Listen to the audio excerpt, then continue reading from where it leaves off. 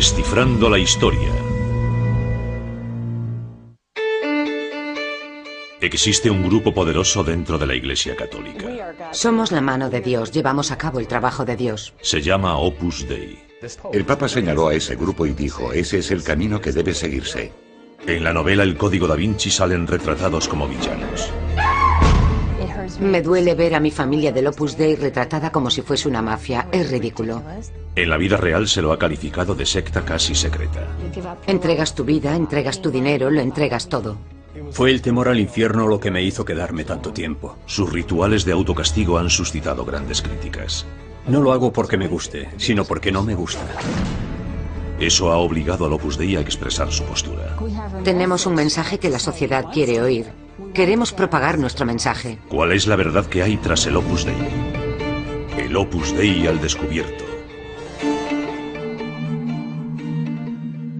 Todo empezó en 1928, con una inspiración divina experimentada por un devoto sacerdote español. Percibió que Dios le decía que crease una nueva organización integrada por hombres al principio y luego, tras otra visión, por hombres y mujeres, sacerdotes y laicos. Y su objeto no sería dedicarse al culto en una iglesia, sino salir a la calle. Siguiendo lo que él creyó que era una llamada de Dios, el padre José María Escrivá formó un nuevo grupo católico. Después lo denominaría Opus Dei, que en latín significa la obra de Dios. Pero aún después de que su polémico fundador fuese canonizado en 2002, muchos estadounidenses desconocían el Opus Dei. Al menos hasta que El Código da Vinci se publicó un año después.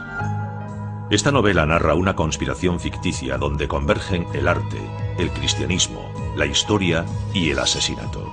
Escrita por Dan Brown, se han vendido más de 40 millones de ejemplares en todo el mundo. Es la típica novela entretenida, fantástica, truculenta e intrigante que agrada leer cuando pasas 2 horas y media en un avión. Brown narra que, oculto en las extraordinarias obras del maestro italiano Leonardo da Vinci, hay un código que desvela un secreto misterioso e importante. En el libro se afirma que María Magdalena tuvo un hijo de Jesús y que durante siglos la Iglesia Católica ha ocultado la verdad. Son inconcebibles, ridículas las cosas que incluye como hechos históricos en el libro.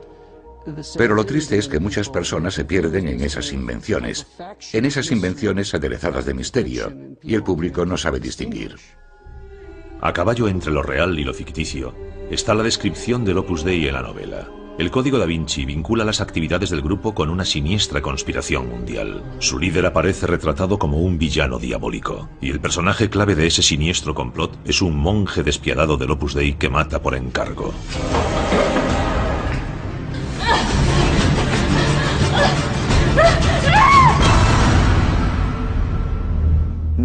Imagine otra organización religiosa mencionada en un libro de ese modo, y que se diga que hace ese tipo de cosas.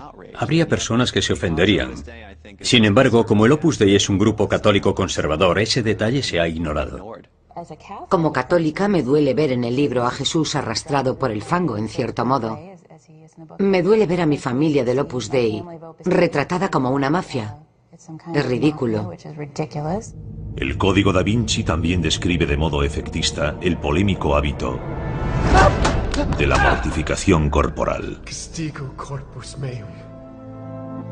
Hollywood ha aportado también su visión sobre el Opus Dei, mediante la versión filmada de la novela, protagonizada por Tom Hanks y dirigida por Ron Howard. Millones de personas solo conocen la imagen que el Código da Vinci da del Opus Dei, en parte basada en la realidad y en parte pura ficción. Pero ¿llegará a surgir una imagen pública clara? Roma, Italia. En medio de esta metrópoli mágica está la Ciudad del Vaticano, sede de la Iglesia Católica Romana.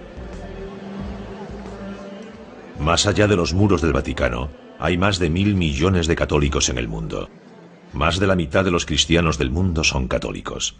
En el seno de esta inmensa iglesia existen órdenes religiosas como la de los jesuitas, los dominicos, y organizaciones laicas como las de los Caballeros de Colón y el Opus Dei. El Opus Dei es un modo de estar en contacto con Dios en la vida cotidiana. No solo el domingo, sino todos los días, en todo momento y circunstancia. El mensaje espiritual del Opus Dei es que uno puede hallar a Dios en el trabajo y la vida diaria, que los laicos, con el ejercicio de su profesión, pueden buscar la santidad, mejorar espiritualmente y así transformar el mundo que los rodea. No te olvides del equipo, intenta ayudar a otro. Si eres un católico conservador, creyente y lleno de fe, a veces no te sentirás cómodo en tu parroquia. Quizá no te sientas a gusto con tus amigos. Lo que el Opus Dei te da es un ambiente donde te sentirás cómodo. El Opus Dei tiene 87.000 miembros en 61 países. Esos miembros son en su mayoría laicos, médicos, bomberos, granjeros, vendedores, unos casados y otros solteros. El 2% son clérigos, entre ellos sacerdotes, obispos y 2 cardenales. Pero no hay monjas ni monjes. Creo que lo más importante que ha hecho el Opus Dei por mí es ayudarme a entender cuál es el equilibrio adecuado para mi vida. El equilibrio correcto entre trabajo, familia, ser esposo, jugar al golf y mi fe en Dios. Estos católicos tan fervientes, a veces llamados católicos ortodoxos, cumplen una rigurosa rutina diaria de misa, oración y formación espiritual. No es como matricularse en un gimnasio. Ser miembro del Opus Dei es una vocación divina. Dios llama a la persona. Muchas personas entran en contacto con el Opus Dei, participan en sus actividades, pero no se unen, porque no es algo para todos.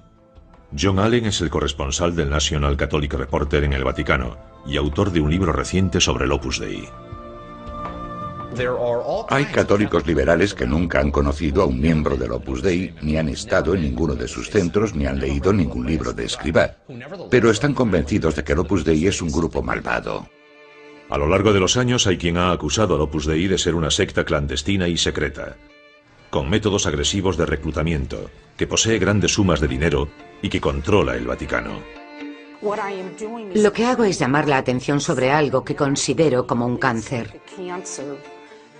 Arruinan la vida de las personas, destrozan a las familias. Y eso no me parece nada cristiano. Por una parte tenemos a miles de católicos devotos y juiciosos que viven sirviendo al prójimo, lo cual es estupendo. Y por otra, existen problemas con el Opus Dei que hay que abordar. ¿Cómo se convirtieron este pequeño grupo y su enigmático fundador en el blanco de la polémica en el seno de la Iglesia Católica?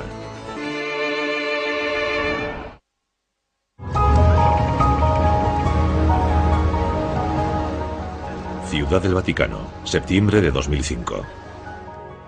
En una hornacina exterior junto a la Basílica de San Pedro, una estatua de mármol de 5 metros de altura del fundador del Opus Dei, San José María Escrivá, es descubierta y bendecida por el Papa Benedicto XVI durante una ceremonia vaticana especial.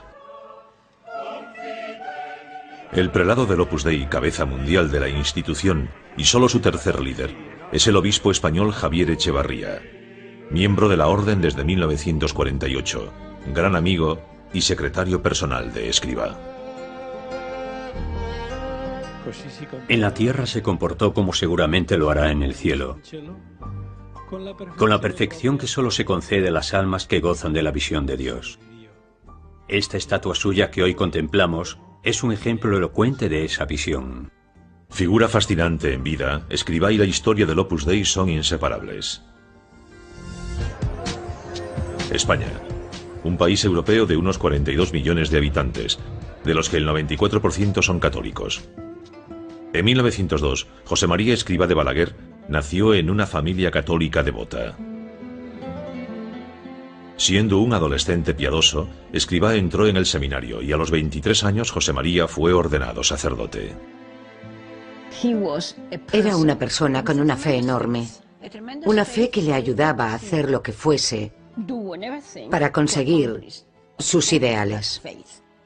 El punto clave de la vida de Escrivá llegó el 2 de octubre de 1928. Durante un retiro en Madrid, oyó repicar las campanas de una iglesia y tuvo una visión. Voy a dedicar mi vida. Creyó que era una manifestación sobrenatural de Dios. Dame tu espíritu. Esa visión se convertiría en el Opus Dei. Amo al Opus Dei con todo mi corazón. en cuanto es un instrumento para servir a la Iglesia, para servir a las almas, para contribuir a la paz y a la felicidad de las criaturas todas, al bienestar del mundo, también material. Para hacer una obra de la magnitud del Opus Dei, necesitas instrumentos fuertes. Para hallar el equilibrio debes tener espíritu luchador,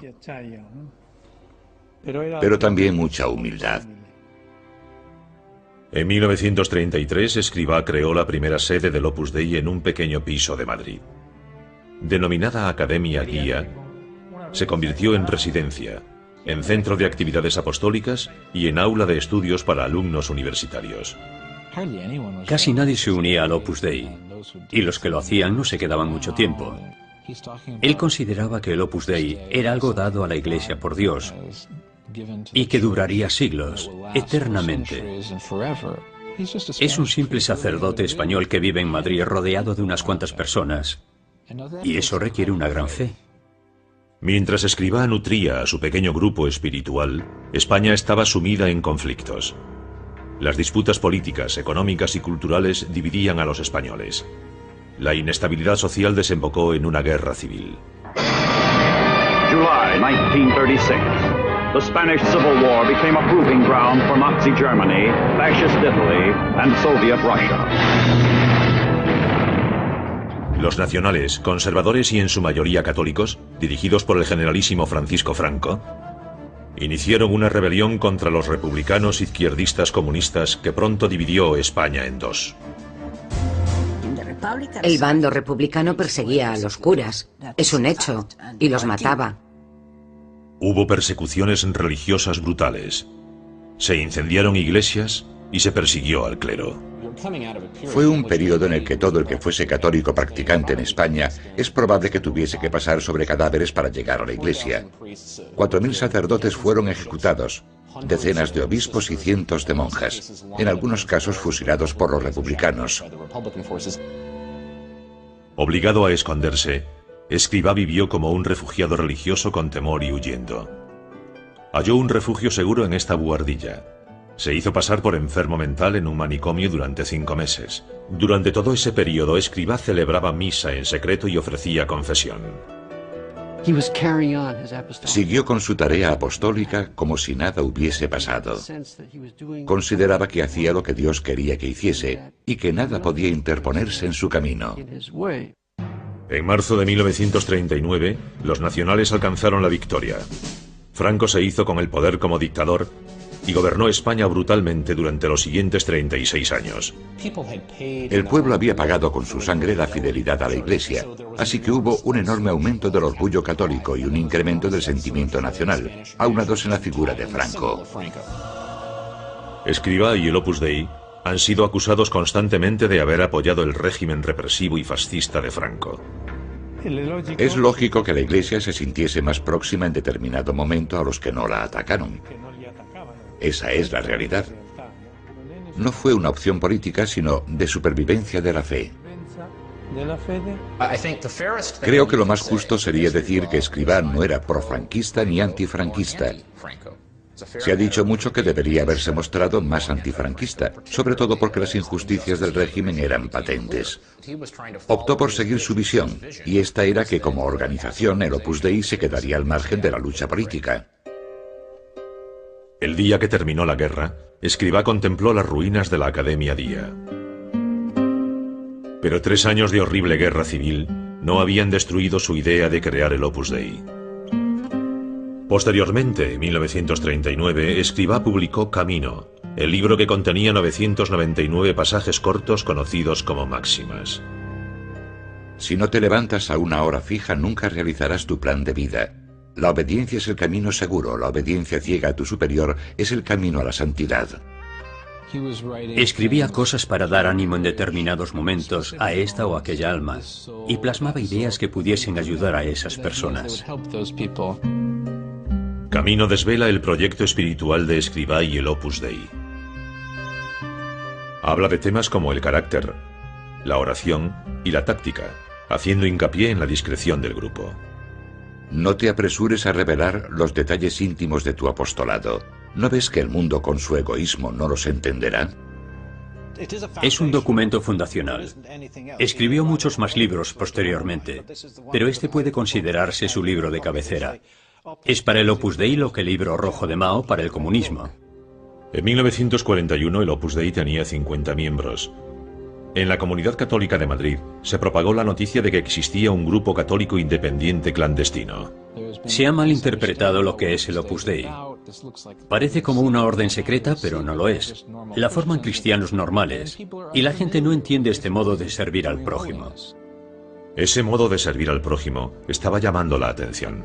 El Opus Dei crecía. La Compañía de Jesús, conocida como los jesuitas, tenía una enorme presencia en la ferviente Iglesia Católica Española. Desconfiaba del Opus Dei y se opuso a su crecimiento. La acusación principal fue la de que el Opus Dei era una secta católica secreta que intentaba destruir a los jesuitas, que intentaba dividir las parroquias y en cierto modo hacerse con el control de la Iglesia española. La gran ironía es que muchas de estas acusaciones también se formularon contra los jesuitas en el siglo XVI, cuando la orden fue fundada y era la recién llegada. Sin amilanarse, Escrivá buscó la aceptación fuera de España. Escrivá sabía que para extenderse por el mundo, el Opus Dei necesitaba la aprobación papal. Y para conseguirlo, tenía que ir a Roma. Así que envió a su mano derecha, Álvaro del Portillo, para trabajar en pro de esa aprobación. Pero en parte también quería estar presente en la corte, para conocer los pormenores y el funcionamiento de la política vaticana y así poder exponer ideas. La dirección del Opus Dei siempre ha sido muy diestra en saber mover los hilos del poder. Con la bendición del Papa Pío XII, el Opus Dei consiguió el permiso para expandirse al mundo entero. El mensaje del Opus Dei echó raíces. Desde la década de 1950 a la de 1970, adquirió unos 60.000 miembros en 32 países, entre ellos Estados Unidos. Los miembros del Opus Dei fundaron centros docentes, organizaron actividades apostólicas y proyectos de caridad. Al frente de esa campaña de extraordinario crecimiento estaba Escrivá, carismático, magnético y apasionado. No creo que pueda explicarse la enorme difusión mundial del Opus Dei en tan poco tiempo si ese hombre no ejerciese cierto magnetismo sobre la gente.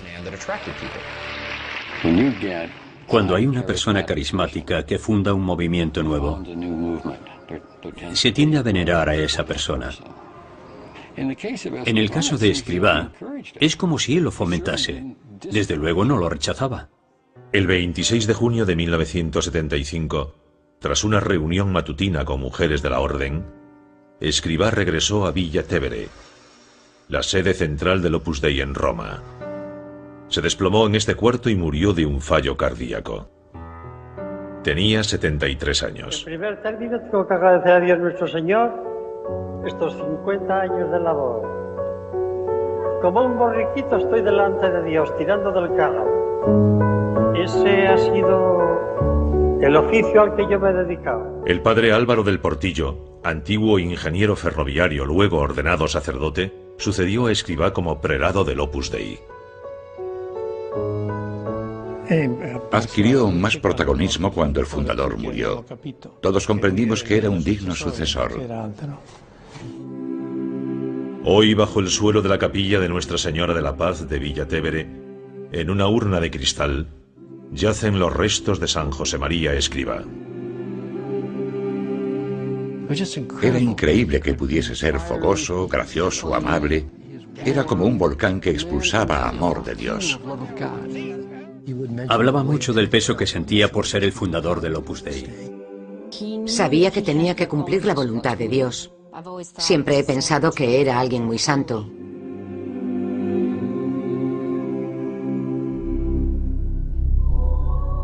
No obstante, los detractores de Escrivá han pintado un retrato más crítico, un lado oscuro. Era muy irascible, tenía muy mal carácter. Era desagradable con los demás, sobre todo con sus subordinados. Sus reprimendas eran terribles. Eran muy duras y tenía un carácter muy fuerte. Siempre me ha dado la impresión de que era un hombre vanidoso, muy pendiente de su imagen, muy preocupado porque los demás supiesen que era un santo. Hijos míos, mis palabras son palabras sobrenaturales. Son palabras de amor para todos. Yo no he querido en mi vida mal a nadie. Quiero bien a todos, y ahora sí. Si lo ves como padre cariñoso, entonces disculpas sus estallidos y los achacas a su carácter fuerte. Pero si lo consideras alguien que dirige una sociedad secreta y controladora, verás ese carácter como un gran defecto. Hoy el mayor legado de Escrivá es el de los 87.000 miembros del Opus Dei. Pero muchas de sus prácticas suscitan sospechas y escepticismo.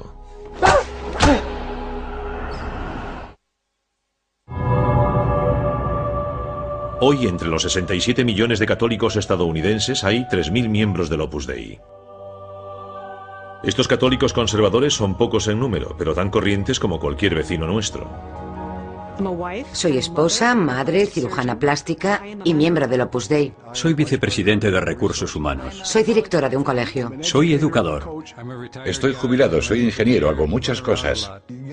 Hay gente de todas clases, con personalidades y profesiones variadas. Queremos vivir nuestra fe en serio todos los días.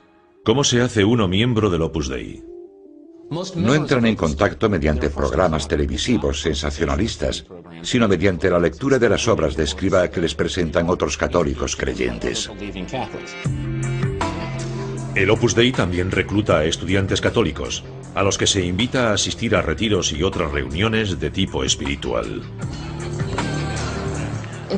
La evangelización es una misión de la Iglesia, no es algo inventado por el Opus Dei. Todo cristiano tiene la obligación de evangelizar. Debemos propagar el mensaje de Cristo. Durante años se les ha acusado de recurrir al engaño, de atraer a personas hacia su orden antes de decirles que se trata del Opus Dei, de presionarlas para que adquieran compromisos antes de que entiendan de qué va la cosa. Nos animaban a buscar más miembros, a hacer amigos, que los llevásemos al centro, que averiguásemos en qué punto estaban de su vida espiritual, si tenían dotes para convertirse en miembros del Opus Dei. El Opus Dei niega que ejerza presión indebida alguna. Dice que los posibles candidatos pasan por un periodo largo de estudio espiritual antes de convertirse en miembros plenos. Desde el primer acto al que asistí, quise unirme al Opus Dei y no me dejaron. Me dijeron, aún no, ve despacio, sin prisas. Tienes que aprender más sobre nosotros. Cuando alguien se une al Opus Dei, pasa por un periodo de 6 años y medio, durante el que puede decir si quiere seguir adelante durante otro año o no. Es libre de permanecer en la orden y también de dejarla. Los miembros pertenecen a varias categorías. Están los supernumerarios, el 70% del total, integrados por parejas casadas como Doug y Shirley Hinderer, que tienen 9 hijos. Para mí el catolicismo es lo que estructura nuestra vida y el Opus Dei es lo que le da color. Nos ha ayudado a vernos como algo más que una pareja, como algo más que unos padres. Ha dado sentido a nuestras vidas como seres humanos, como católicos y como padres. Tienen un programa de conducta, un programa espiritual que siguen a diario como miembros del Opus Dei. Se reúnen una vez por semana para hacer meditación espiritual y para charlar. El objeto es recibir formación espiritual dentro del Opus Dei y luego aplicar esa formación a la vida diaria de cada uno. La segunda categoría mayoritaria es la de los numerarios. Son casi el 30%, hombres y mujeres célibes que viven en centros del Opus Dei y cuyos votos de celibato son un compromiso único en el mundo moderno actual. Esas personas optan por llevar una vida muy controlada y disciplinada de sacrificio espiritual. Si eliges esa vida, tienes que acatar todas sus normas. Y desde luego eso es algo que a los de fuera de la orden les costará entender. Un miembro numerario del Opus Dei tiene una profesión que ejerce. Yo soy cantante y también dirijo un coro. Aparte de eso, participo en actividades apostólicas y también aporto guía espiritual a algunos miembros del Opus Dei. Gran parte de esa guía espiritual tiene lugar en los 60 centros que la Orden tiene en 19 ciudades de los Estados Unidos. En Nueva York está el Murray Hill Place, la central del Opus Dei en los Estados Unidos. Un edificio de 69 millones de dólares, construido con una donación de valores farmacéuticos. Los miembros de ambos sexos están completamente segregados. Hay entradas y residencias separadas.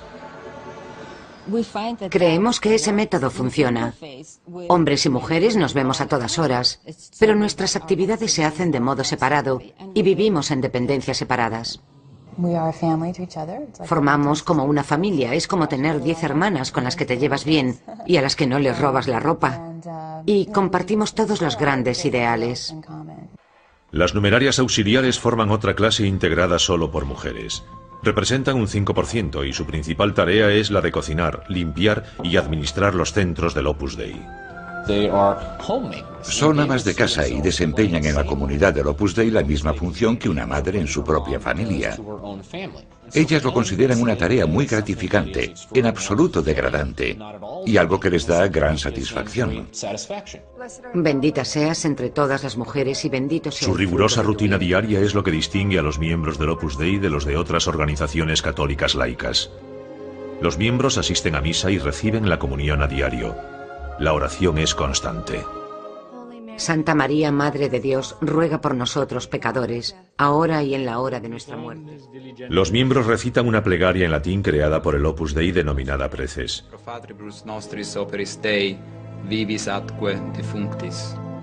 Los numerarios son los soldados espirituales de vanguardia del Opus Dei, disponibles a todas horas para la orden. De ellos se espera que den más que su corazón. También deben dar casi todo el sueldo que ganan en su trabajo. Todos los numerarios del Opus Dei recibimos un salario. Y con nuestro salario, evidentemente, pagamos nuestros gastos personales. Y los gastos que tengamos. Y como norma, donamos el resto al Opus Dei para apoyar el apostolado. Hay que decir que los apóstoles hacían lo mismo. Vivían en régimen comunal. La iglesia cristiana primitiva lo hacía. Así que, en cierto modo, viven de forma más cristiana que otros católicos. Tal vez el aspecto más polémico de la vida en el Opus Dei es la práctica del castigo corporal. Actos de autocastigo o dolor voluntario como penitencia. Una especie de sacrificio corporal. Hay que entender que la mortificación corporal es una disciplina espiritual de larga tradición en la Iglesia Católica y que la practican muchas personas que no son del Opus Dei. La Madre Teresa usaba un pequeño látigo, el Padre Pío una camisa de pelo, el látigo y el cilicio. Es un modo de participar en el sufrimiento de Cristo en la cruz. Y también como recordatorio del dolor y sufrimiento del mundo y una especie de dominio sobre la carne. En el Código da Vinci, el malvado monje Silas practica una forma de mortificación dolorosa y sangrienta. Según dice la mayoría, el retrato dado en la novela es exagerado. Creo que si toman como cierta la descripción dada en el Código da Vinci, no me extraña que cause repulsa. El uso de la mortificación corporal por parte del Opus Dei arranca de su propio fundador. Si no te mortificas, nunca serás un alma piadosa. Bendito sea el dolor, amado sea el dolor, santificado sea el dolor, glorificado sea el dolor. Las mortificaciones sencillas incluyen sacrificios diarios como el ayuno, duchas frías, dormir en el suelo o sobre tablas sin almohada. La mortificación es simplemente hacer algo que no deseas hacer, pero lo haces para glorificar a Dios. Pero son las formas más extremas de mortificación practicadas por los numerarios las que atraen mayor atención. Aquí vemos instrumentos de mortificación corporal usados en el Opus Dei. Esta es la disciplina. Se azotan con ella en las nalgas desnudas, mientras rezan el Ave María. El cilicio es como una cadena de alambre de espino. Se lo atan en torno al muslo y se les dice que lo aten apretado para que se clave en la carne. Lo llevan 2 horas cada día, salvo los domingos y los festivos. Está hecho para que sea incómodo. No se trata de algo hecho para dar placer. Hacemos algo que nadie ve. No nos quejamos de ello, no nos molesta mucho, y se lo ofrecemos a Dios. Lo que no entiendo es por qué tiene que parecer algo tan reprobable. Se trata de una búsqueda espiritual que lleva a que las personas hagan cosas que desde un punto de vista seglar y moderno son difíciles de comprender, y en algunos casos son algo repulsivas. Hay otro tema aún más polémico, la acusación más fuerte formulada contra el grupo, que el Opus Dei es una secta.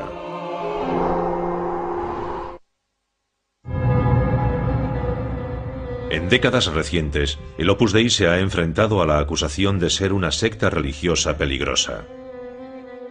Prácticamente todas las críticas van contra el estilo de vida de los fervientes numerarios, que viven en los centros del Opus Dei. Se les revisa el correo, y su elección de libros, películas y entretenimiento necesita aprobación. Es un ambiente controlado en el que casi nunca estás solo. Empecé a plantearme hasta qué punto el Opus Dei influía y te controlaba la vida y tu forma de pensar. Fue el temor al infierno lo que me hizo quedarme tanto tiempo. Me dijeron que era una vocación divina y que si abandonaba mi vocación iría al infierno. Te exigen obediencia ciega y llega un punto en que no cuestionas nada. Ahí reside su carácter sectario, eso es lo que la hace destructiva y dañina para el individuo. Es triste que una chica de 17 años entregue toda su vida, su familia, por Dios. ¿Pero para qué? Tras unirse siendo adolescente en 1985, Colin O'Neill cocinó y limpió como auxiliar numeraria en varios centros del Opus Dei en los Estados Unidos. Cuando me uní al Opus Dei me dijeron, no puedes llamar a tu familia, ni puedes visitarla.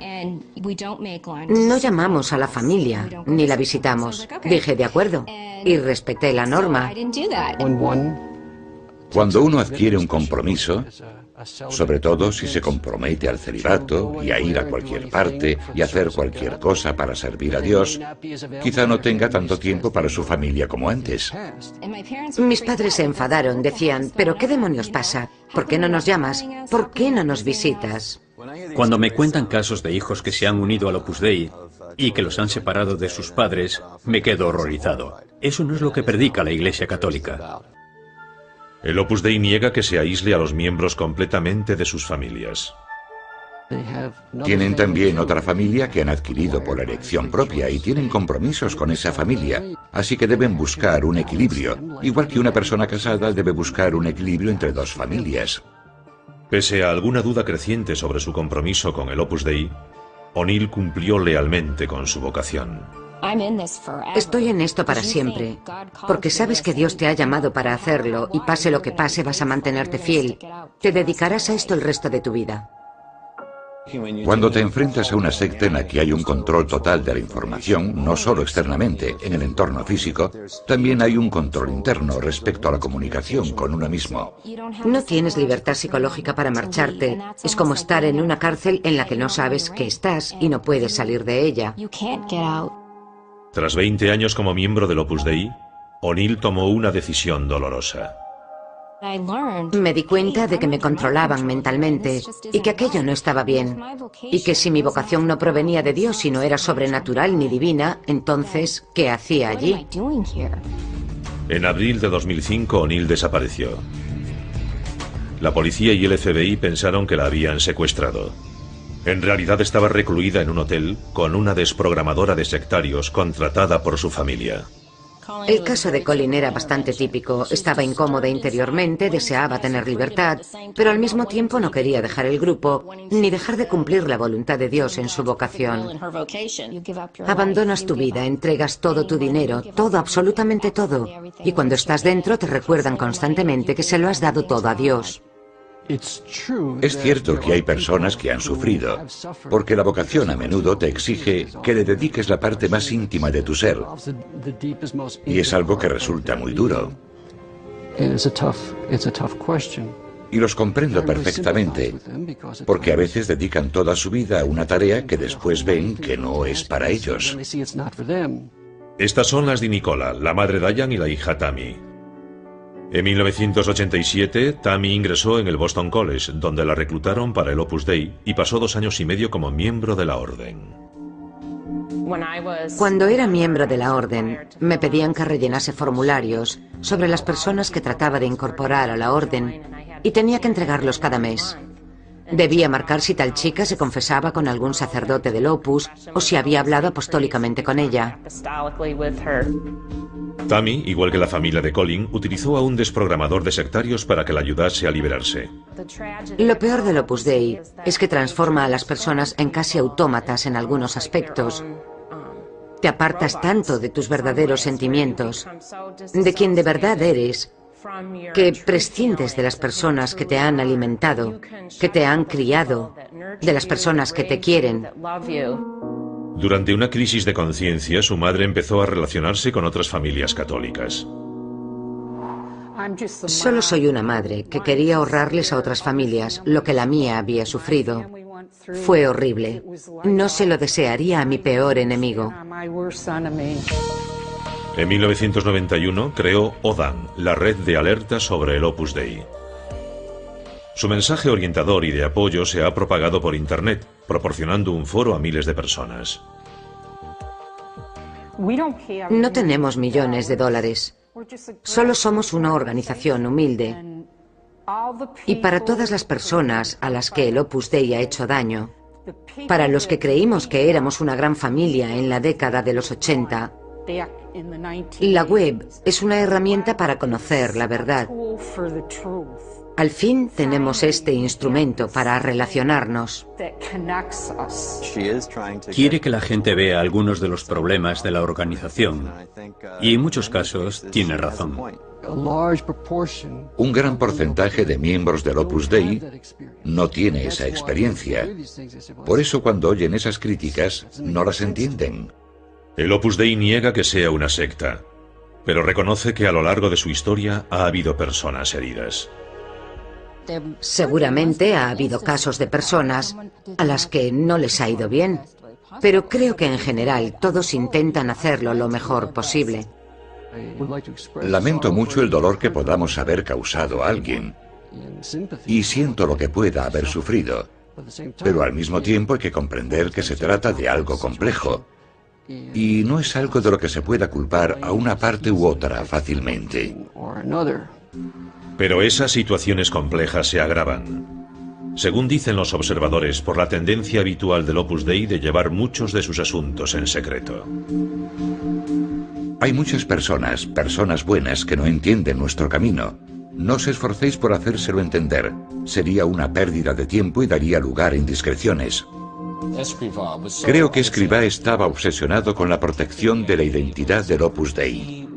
Recelaba mucho de cualquier tipo de colaboración con otros grupos de la Iglesia por temor a que el Opus acabase absorbido por alguno de esos otros grupos. Los asuntos financieros del Opus Dei también son un tema privado. Desde hace tiempo preocupa el volumen de su riqueza y cómo influye ese dinero en la Iglesia Católica. Los que creen que hay una conspiración dirán que el Opus aportó mucho dinero para sacar de apuros a la banca vaticana cuando sufrió la crisis de fines de los 70. En su revelador libro Opus Dei, Allen, con un experto independiente en finanzas vaticanas, siguió el rastro del dinero, examinando miles de documentos, actas públicas y papeleo remitido por el Opus Dei. La realidad es que el Opus no tiene la gran fortuna que muchas personas imaginan que tiene. Tras analizar su perfil financiero resulta que en Norteamérica tiene unos 340 millones. Sus bienes en todo el mundo suman como mucho 2.800 millones.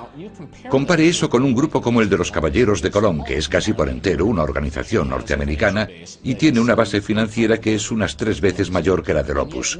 Sin embargo, nadie piensa que intriguen para manipular la elección del Papa ni que controlen la política del Vaticano.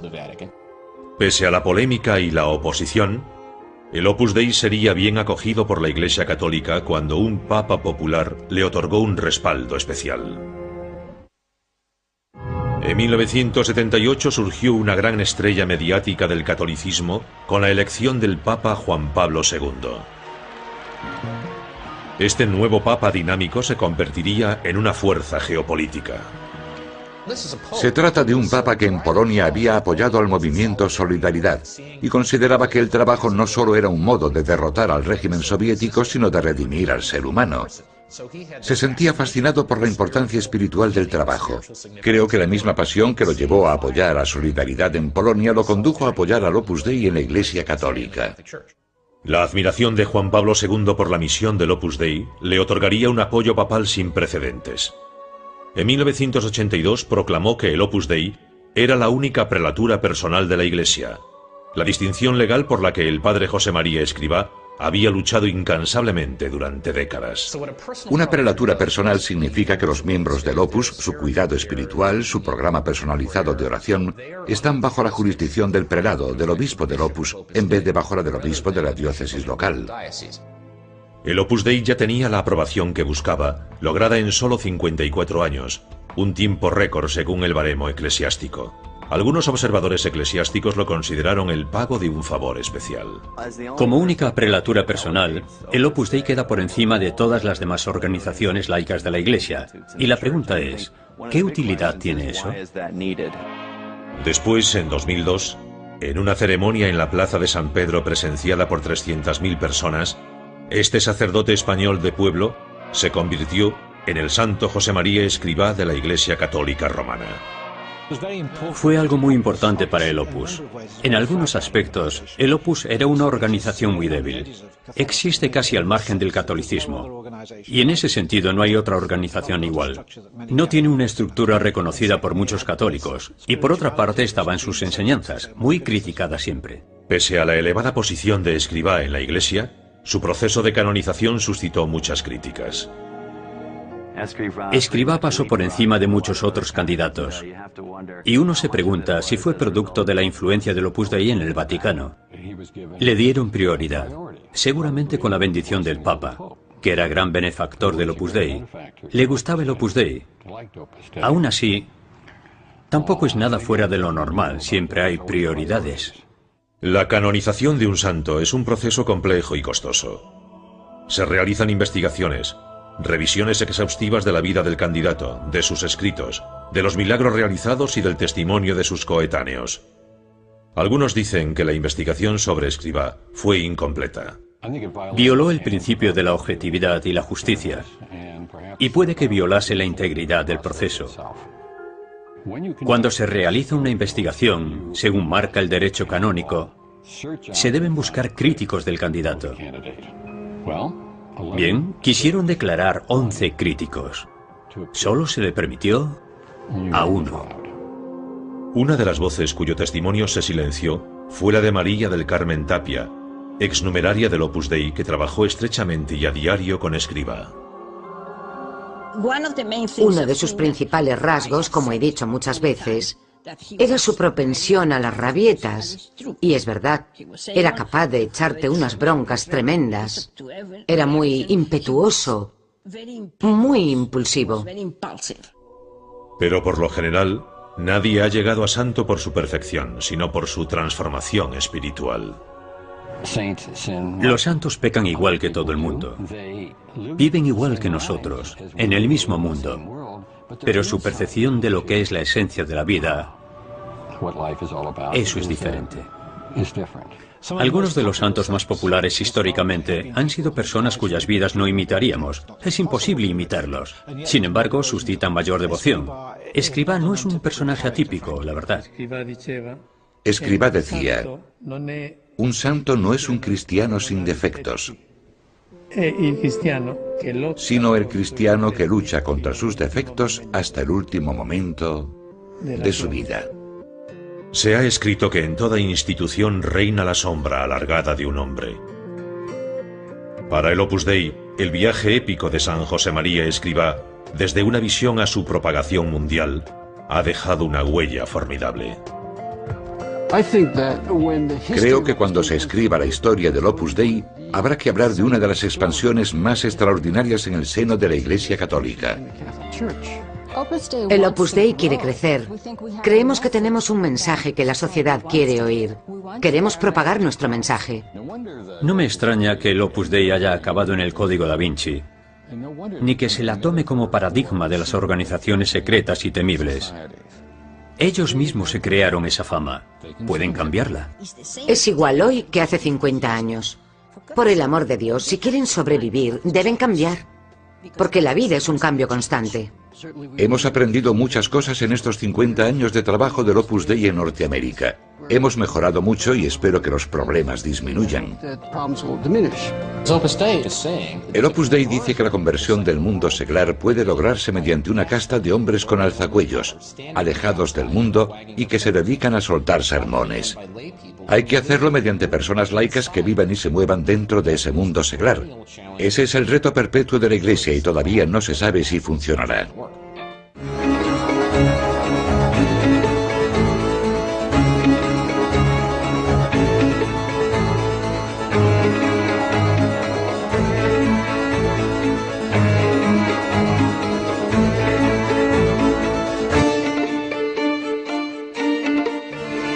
Como católica me duele ver en el libro a Jesús arrastrado por el fango, en cierto modo.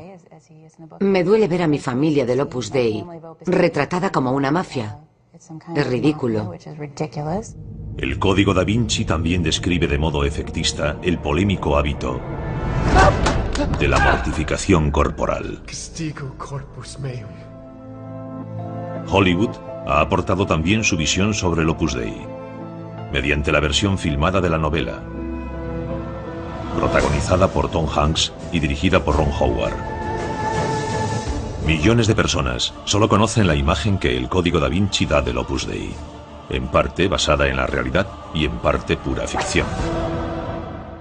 Pero ¿llegará a surgir una imagen pública clara? Roma, Italia.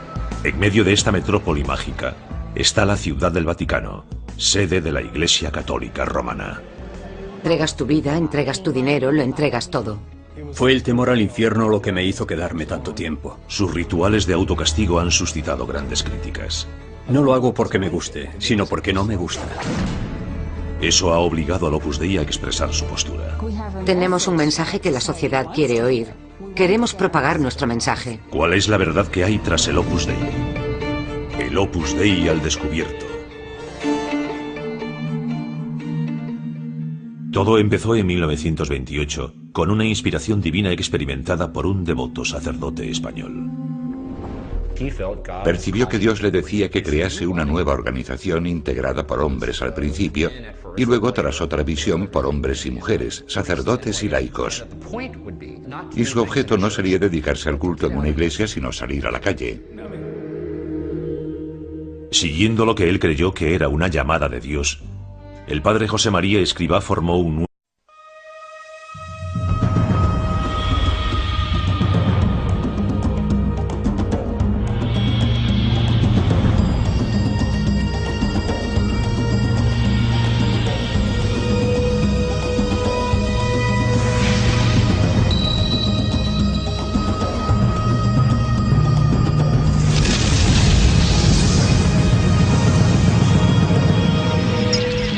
Descifrando la historia. Existe un grupo poderoso dentro de la Iglesia Católica. Somos la mano de Dios, llevamos a cabo el trabajo de Dios. Se llama Opus Dei. El Papa señaló a ese grupo y dijo, ese es el camino que debe seguirse. En la novela El Código da Vinci salen retratados como villanos. Me duele ver a mi familia del Opus Dei retratada como si fuese una mafia. Es ridículo. En la vida real se lo ha calificado de secta casi secreta. El nuevo grupo católico. Después lo denominaría Opus Dei, que en latín significa la obra de Dios. Pero aún después de que su polémico fundador fuese canonizado en 2002, muchos estadounidenses desconocían el Opus Dei. Al menos hasta que el Código da Vinci se publicó un año después. Esta novela narra una conspiración ficticia donde convergen el arte, el cristianismo, la historia y el asesinato. Escrita por Dan Brown, se han vendido más de 40 millones de ejemplares en todo el mundo. Es la típica novela entretenida, fantástica, truculenta e intrigante que agrada leer cuando pasas 2 horas y media en un avión. Brown narra que, oculto en las extraordinarias obras del maestro italiano Leonardo da Vinci, hay un código que desvela un secreto misterioso e importante. En el libro se afirma que María Magdalena tuvo un hijo de Jesús y que durante siglos la Iglesia Católica ha ocultado la verdad. Son inconcebibles, ridículas las cosas que incluye como hechos históricos en el libro. Pero lo triste es que muchas personas se pierden en esas invenciones aderezadas de misterio, y el público no sabe distinguir. A caballo entre lo real y lo ficticio está la descripción del Opus Dei en la novela. El Código Da Vinci vincula las actividades del grupo con una siniestra conspiración mundial. Su líder aparece retratado como un villano diabólico, y el personaje clave de ese siniestro complot es un monje despiadado del Opus Dei que mata por encargo.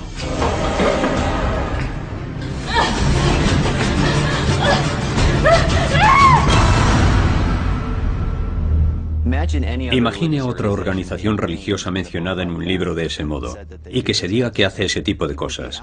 Habría personas que se ofenderían. Sin embargo, como el Opus Dei es un grupo católico conservador, ese detalle se ha ignorado.